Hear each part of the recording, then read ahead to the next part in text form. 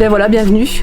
Nous sommes à l'exposition Pop-Up Art, ou Pop-Art Art, je sais pas comment on dit, version anglaise, avec Joël Keal, qui est ici donc à l'origine de cette exposition.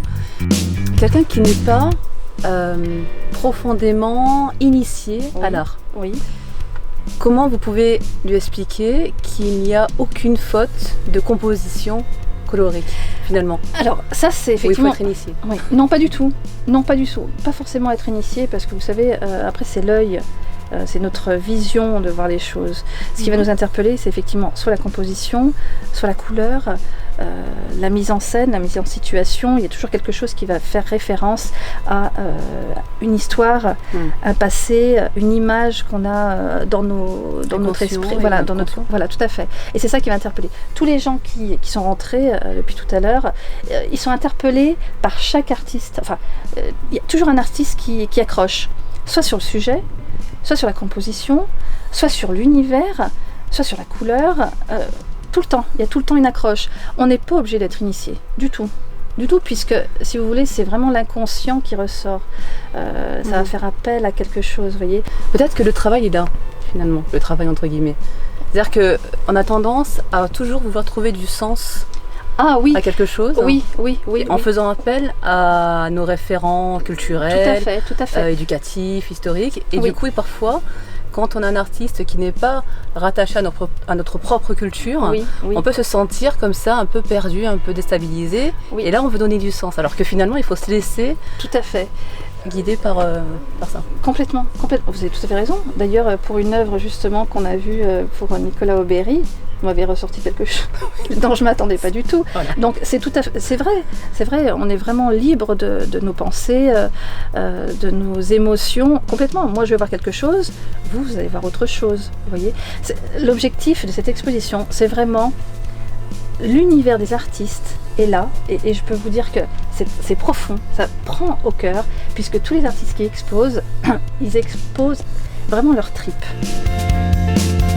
J'aimerais vous proposer de nous faire un petit circuit en consacrant 3 minutes sur chaque artiste avec un mot-clé qui pour vous le définit suffisamment de façon à ce que nous on puisse avoir une compréhension rapide de l'artiste.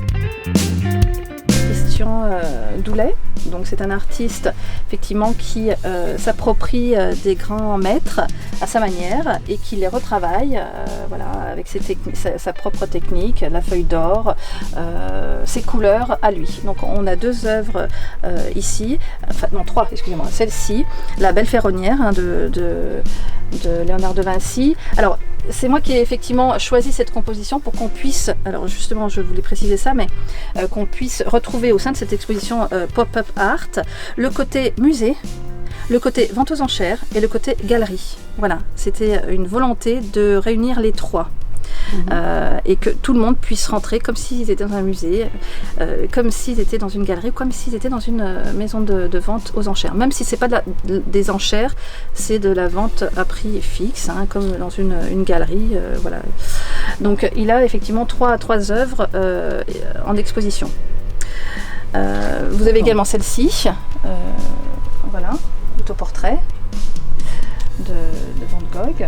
Et puis une autre que je vous présenterai beaucoup plus grande, du Modigliani. 2 œuvres personnelles. Sur la vente à la bougie, je me suis dit je vais effectivement les exposer puisque ça rejoint le côté conservateur, traditionnel.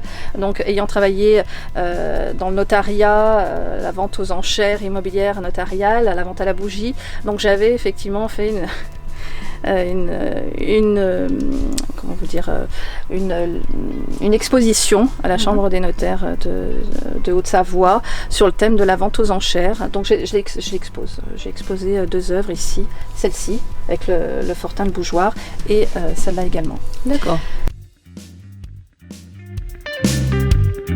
Sarah Sugarman, qui est une artiste londonienne, issue du milieu cinématographique. Donc là, en exclusivité, nous avons ces œuvres qui traitent de formes abstraites, très colorées. Voilà, nous avons une dizaine de tableaux de sa part. Elle expose en général à Londres et aux États-Unis. Et là, je suis très contente de l'avoir chez nous pour ces 4 jours. Alors là, on se retrouve dans un univers à dominante blanc-noir, avec beaucoup de papillons. Parce qu'apparemment, c'est une marque de fabrique, hein, si je ne me trompe pas. Oui, tout à fait. Alors effectivement, là, vous avez l'artiste Nicolas Aubéry, donc avec le portrait de Karl Lagerfeld, Salvador Dali, la Joconde, la femme effectivement à barbe, avec une référence à Pierre Cardin, et puis vous avez la Marilyn. Alors oui, tout à fait, les papillons, c'est sa marque de fabrique. Nicolas Aubéry est directeur artistique depuis 15 ans. Il a une création de plus de 300 visuels. Beaucoup effectivement de starlettes, de cinéma, des personnalités françaises, mondaines et étrangères. Et justement, c'est intriguant quand vous regardez justement ces œuvres-là, quand vous vous focalisez sur ces œuvres-là justement.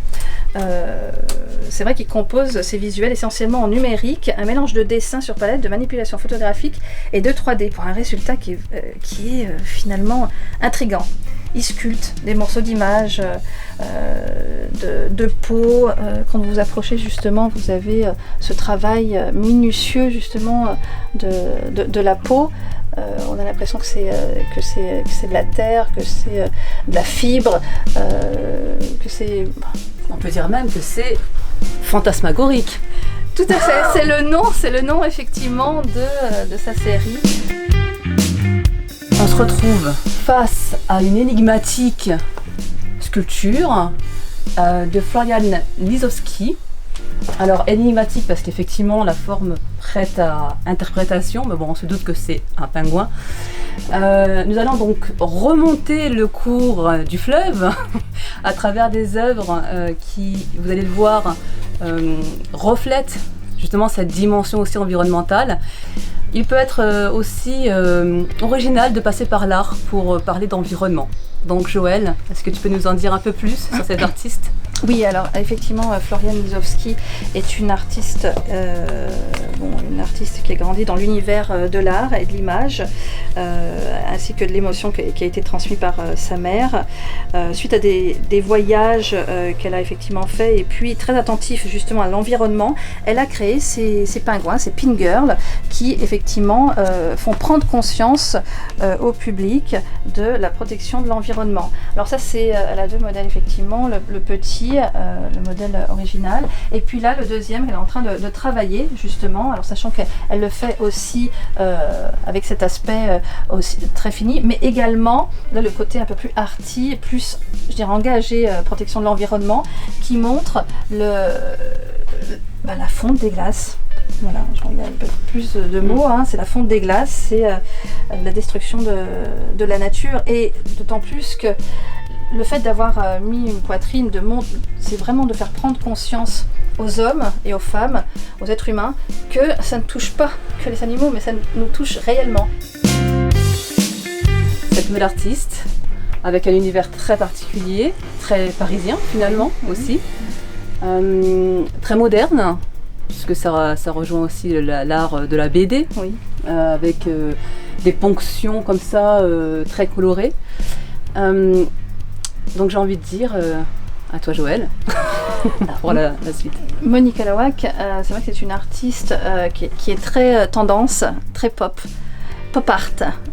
C'est vrai qu'on retrouve plein de références artistiques, Liechtenstein, des BD effectivement. Il y a du graffiti aussi. Voilà, on a des références. Voilà. Elle travaille beaucoup. Elle travaille effectivement beaucoup le numérique. Elle a créé également des découpés. Ça plaît énormément aussi aux gens pour pouvoir faire de la déco chez eux. Là, vous avez elle expose donc sur du métal matifié. Vous avez également du vitrifié. Bon, il y a le côté Los Angeles.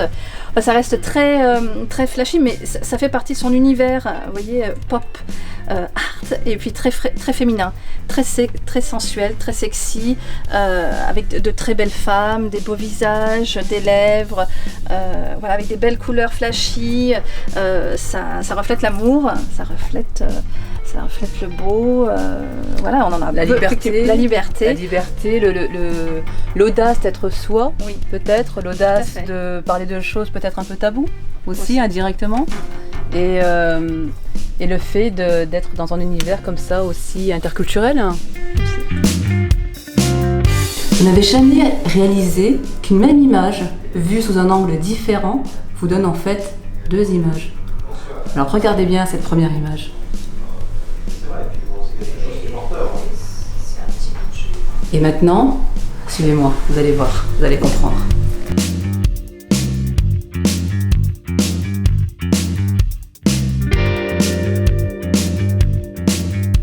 Un artiste qui est en plein développement, en pleine explosion médiatique, on comprend mieux à travers cet art de mêler deux images en une, on comprend mieux son succès.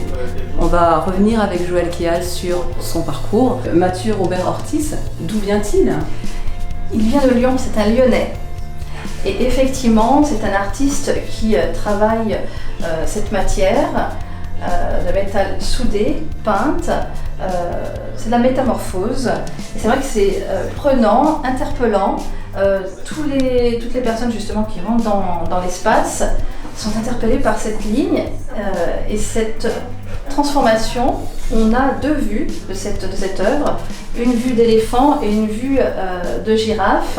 Et c'est vrai qu'il m'a fait le plaisir de m'apporter cette œuvre, sachant que lui, il est beaucoup plus il adore travailler, il a beaucoup de commandes sur les très grands formats. Il a exposé cette œuvre grand format, monumentale, il n'y a pas très longtemps, il y a quelques semaines, quartier des Blancs Manteaux d'ailleurs, et ça a eu un succès phénoménal, qui d'ailleurs sur internet, sur Facebook, il a eu des millions de vues sur ses œuvres, sur son art. Vraiment, il y a une intelligence, d'autant plus que la matière n'est pas forcément facile à tordre et à souder, et c'est magnifique. C'est vraiment un contemporain en plus, montante. C'est un artiste qui est en vogue aujourd'hui et surtout en flèche montante.